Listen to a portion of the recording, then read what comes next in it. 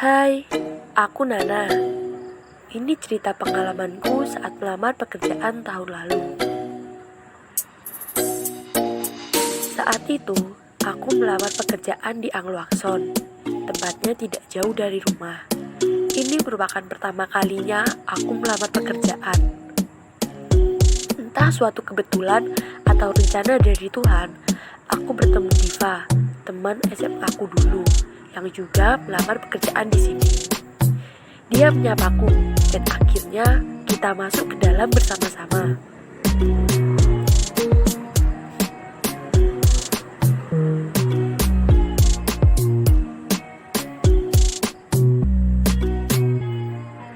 Ternyata di sana sudah ada pelamar pekerja yang lain. Kita sempat berkenalan, namanya Agung. Dia berasal dari kota sebelah. Kelihatannya sih semangatnya tinggi. Ini membuatku menjadi minder.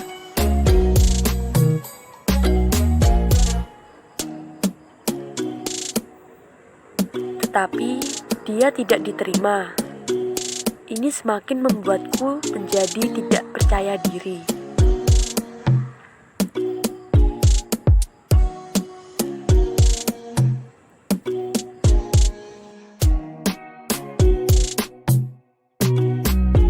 Selanjutnya, giliran Diva untuk masuk ke dalam menemui pemilik kafe ini.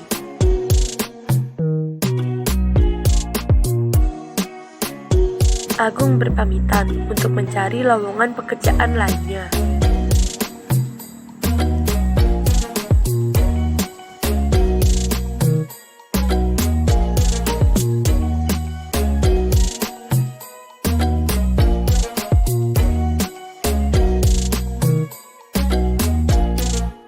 Beruntungnya, Diva diterima sebagai karyawan di kafe ini.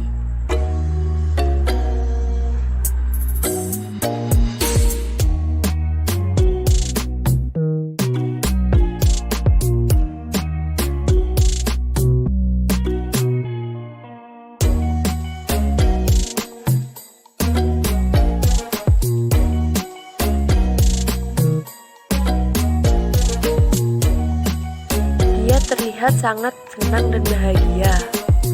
Sekarang, giliranku untuk masuk.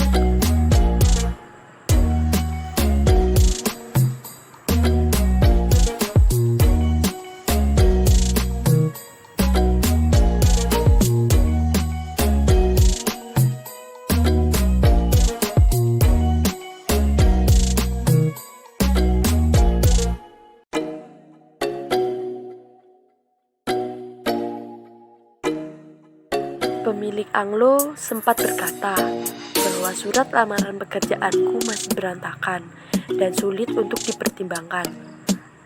Akhirnya, aku ditolak. Aku sangat sedih dan kecewa. Tetapi, bagaimana lagi? Ini sudah keputusan dari pemilik kafe ini.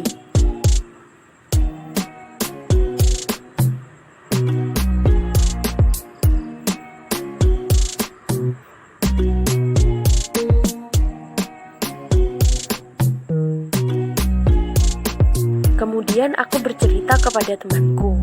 Dia mendengarkan ceritaku dan memberiku semangat.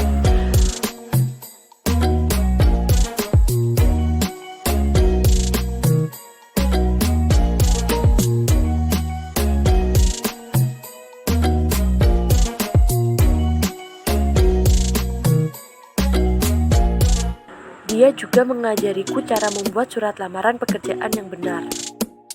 Ini merupakan contoh surat lamaran pekerjaan yang benar. Mari kita jabarkan. Pertama, tertulis perihal dan lampiran. Untuk pengisian perihal dan lampiran, huruf di setiap kata pertama ditulis besar. Contohnya, lamaran pekerjaan. Huruf L dan P ditulis besar. Untuk pengisian lampiran, tidak selamanya satu bendel. Bisa saja 2 lembar atau 3 lembar. Disesuaikan jumlah surat lamaran kamu. Untuk penulisan angka, tidak boleh ditulis angka, harus ditulis huruf. Selanjutnya, yang terhormat harus lurus dengan perihal dan lampiran, tidak boleh menjorok. Yang terhormat Alamat Kepala Sekolah SMA 2 Jember. Untuk kepala perusahaan atau yang lainnya bisa disesuaikan. Paragraf selanjutnya. Penulisan dengan hormat harus ditulis menjorok ke kanan dan tidak boleh dirata kiri. Untuk kata sapaan harus ditulis besar. Selanjutnya, untuk data diri seperti nama, tempat tanggal lahir, jenis kelamin, pendidikan terakhir, alamat, dan telepon itu merupakan pemberian. Bisa saja di dalam data diri terdapat surel. Untuk pengisian nama seperti Muhjais, S.H. diakhiri dengan tanda titik koma. Dan tempat tanggal lahir Jember, 8 April 1999 diakhiri titik koma. Untuk akhir pemberian seperti telepon itu diakhiri tanda titik. Apabila ada surel, tidak harus diawali huruf besar. Disesuaikan dengan alamat surel kamu. Untuk penulisan nama, tempat tanggal lahir, jenis kelamin, pendidikan terakhir, alamat, dan telepon, huruf pertamanya harus ditulis huruf kecil. Baru untuk pengisiannya ditulis huruf besar. Di paragraf selanjutnya, kamu bisa menunjukkan kelebihan kamu secara garis besar. Kesannya, ketika HRD membaca lamaran ini, dia jadi sedikit tahu kelebihan-kelebihan yang kamu miliki. Kamu bisa sebutkan satu-satu, seperti daftar riwayat hidup, fotokopi ijazah dan transkrip, fotokopi sertifikat komputer, fotokopi KTP, pas foto ukuran 4x6, atau sesuai permintaan perusahaan yang kamu lamar. Untuk data ini merupakan pemberian, jadi jangan lupa diberi tanda titik koma dan diakhiri oleh tanda titik. Selanjutnya, dengan surat permohonan pekerjaan ini saya buat dengan sebenar-benarnya. Besar harapan saya untuk dapat diterima di sekolah atau perusahaan yang Bapak Ibu pimpin. Atas perhatian Bapak atau Ibu saya ucapkan terima kasih. Di sana jangan lupa diberi tanggal dan tempat ditulisnya surat lamaran ini, lalu ditandatangani. Dan seperti itu contoh surat lamaran pekerjaan yang benar. Aku langsung membuat surat lamaran pekerjaan yang baru. Setelah itu, Diva menemaniku menemui pemilik kafe untuk mencobanya kembali.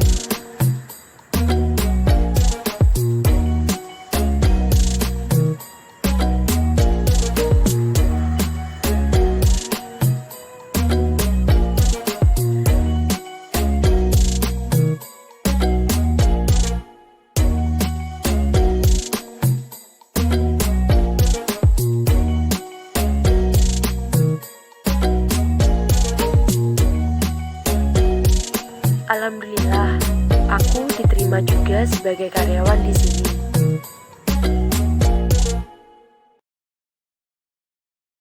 Berapa, Bel? Tanda no.